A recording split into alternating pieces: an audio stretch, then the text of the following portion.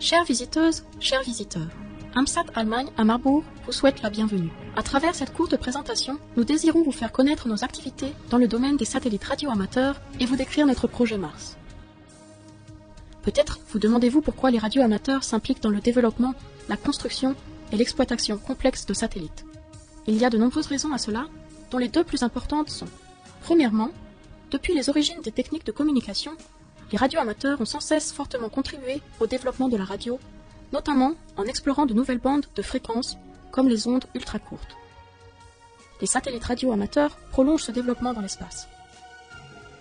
Deuxièmement, revenant 50 ans en arrière, les radioamateurs qui voulaient communiquer avec le monde entier ne pouvaient utiliser que les ondes courtes en téléphonie ou en télégraphie. Malheureusement, les radioamateurs, possesseurs de licences restreintes aux très hautes fréquences, n'avaient pas accès à ce trafic intercontinental. De plus, ce trafic n'est pas fiable à 100% à cause de l'influence de l'activité solaire sur la propagation des ondes radio.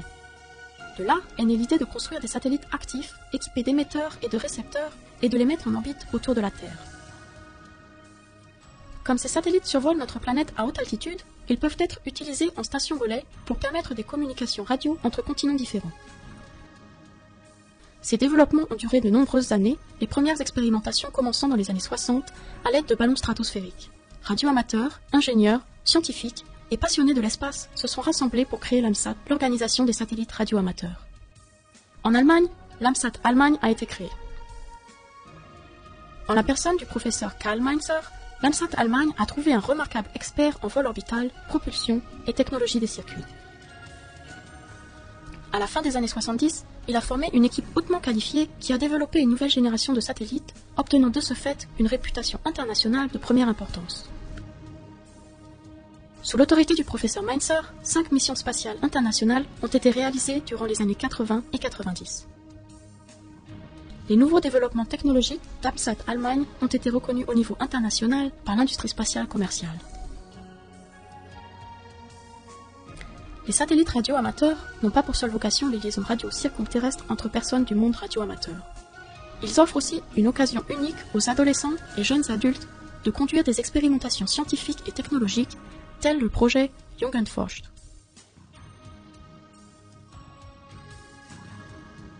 Mais comment l'AMSAT peut-elle mettre ses satellites en orbite avec des lanceurs commerciaux? Habituellement, les sociétés de transport spatial lancent les satellites pour le compte de clients, les propriétaires des satellites. Ces satellites sont appelés passagers principaux. Cependant, il arrive parfois qu'un peu de place soit disponible à bord de la fusée. Dans ce cas, AMSAT a la possibilité de réserver cette place supplémentaire pour ses propres satellites qui volent alors comme passagers auxiliaires. L'animation suivante montre comment passagers principaux et passagers auxiliaires sont intégrés à bord de la fusée et comment ils sont séparés en orbite. La fusée décolle. Les propulseurs d'appoint sont largués. La coiffe est séparée et le premier satellite est visible. La fusée a atteint son orbite finale et le premier passager principal est séparé. Le satellite radio-amateur P3E qui se trouvait à l'intérieur de l'adaptateur est visible et peut être maintenant séparé de la fusée. Il se trouve alors sur une orbite de transfert géostationnaire autour de la Terre. Sa distance la plus courte à la Terre est de 300 km et la plus longue est de 35 800 km. Après mise à feu du moteur d'apogée du satellite, son périgée est remonté de 300 km à 2500 km. Cette manœuvre augmente de manière significative la couverture et la durée de vie du satellite. À travers les décades, l'AMSAT a obtenu une réputation et une reconnaissance considérables auprès des opérateurs de satellites et des sociétés de transport spatial, ceci grâce à des membres compétents sur lesquels on peut compter et grâce à des satellites remarquablement étudiés et construits. Ici, AMSAT Allemagne assume de fortes responsabilités. Par exemple, le développement du transpondeur Marix d'Oscar 40 et des gyros à palier magnétique du contrôle d'attitude a été réalisé ici. Au centre spatial guyanais de Kourou, les satellites sont prêts à être installés et lancés par la fusée Ariane après des tests exhaustifs. Cela est nécessaire pour démontrer que ni le système de propulsion ni l'électronique de bord du satellite n'interféreront avec les systèmes de la fusée ou n'endommageront le passager principal. Les essais en environnement thermique et vibratoire ne sont qu'un exemple des nombreux essais que le satellite doit subir avant son départ pour le site de lancement. Les missions sur Mars de la NASA et de l'Agence spatiale européenne intéressent aussi grandement les membres de l'AMSAT et de la communauté radio-amateur du monde entier. Depuis mars 2004, la sonde Rosetta a commencé un long voyage de 10 ans en direction de la comète Churyumov-Gerasimenko. Depuis son lancement, des signaux d'excellente qualité ont été reçus en provenance de Rosetta par le radiotélescope de 20 mètres de l'observatoire de Bochum.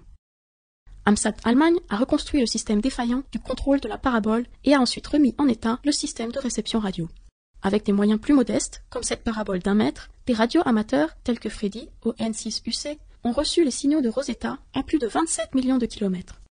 Dès lors que la parabole de 20 mètres de l'observatoire de Bochum est maintenant disponible pour AMSAT Allemagne, les bases d'une première mission martienne avec des satellites radio-amateurs ont été établies. Sous le nom de projet Phase 5A, le planning du premier satellite vers Mars a déjà démarré. Pour construire le satellite Phase 5A, de nombreux développements nouveaux et essais sont nécessaires. Le calculateur de bord et le contrôle du satellite depuis la Terre doivent être testés dans les conditions les plus défavorables et l'expérience doit être acquise. En outre, il faut tenir compte du fait que la réponse à un signal émis de la Terre peut prendre 40 minutes avant d'être reçue et que même les procédures d'urgence doivent être écrites et testées en conséquence.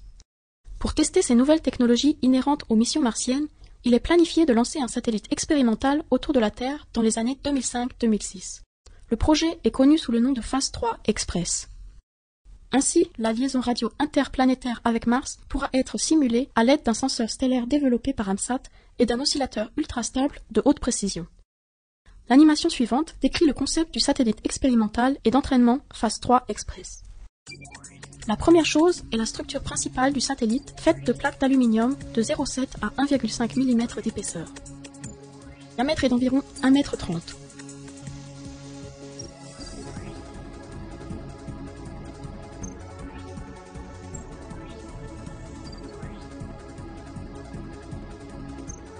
Maintenant, le réservoir de carburant est ajouté.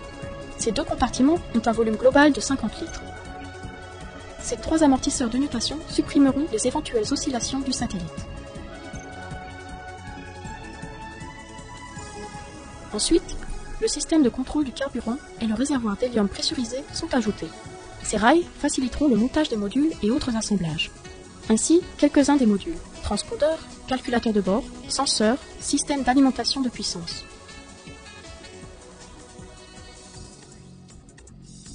Après avoir installé les façades, les housses thermiques sont ajoutées. Ici, nous voyons les antennes du satellite. Ces senseurs servent au contrôle d'attitude. La partie inférieure du satellite possède aussi des surfaces contrôlées en température.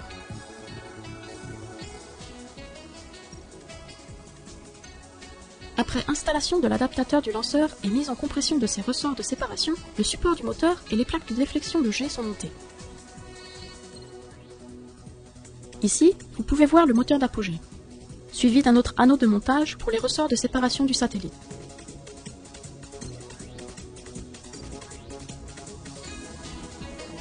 Enfin, les panneaux solaires du système d'alimentation en puissance sont installés. Ce que vous venez de voir dans cette animation est le fruit de plus d'1 an et demi de travail. Pour les radios amateurs, mis à part l'aspect communication intercontinentale, la conception et la construction de satellites génèrent de nombreuses activités techniques et scientifiques très intéressantes. Le dialogue entre l'AMSAT, la communauté scientifique et les sociétés commerciales favorise l'échange d'expériences. Nous attirons l'attention sur le fait que toutes les informations et données transmises par les satellites AMSAT sont ouvertes à quiconque souhaite les recevoir et ne sont en aucun cas classifiées. La société Mars Allemagne a déjà commencé à travailler sur divers concepts pour explorer la planète Mars et son atmosphère en étudiant un petit ballon scientifique appelé Archimède qu'il est envisagé de faire voler vers Mars à bord du satellite AMSAT P5A. Pour les radioamateurs, notre implication vers Mars n'est plus une fiction et, avec les communications interplanétaires, un nouveau chapitre du radioamateurisme s'ouvre.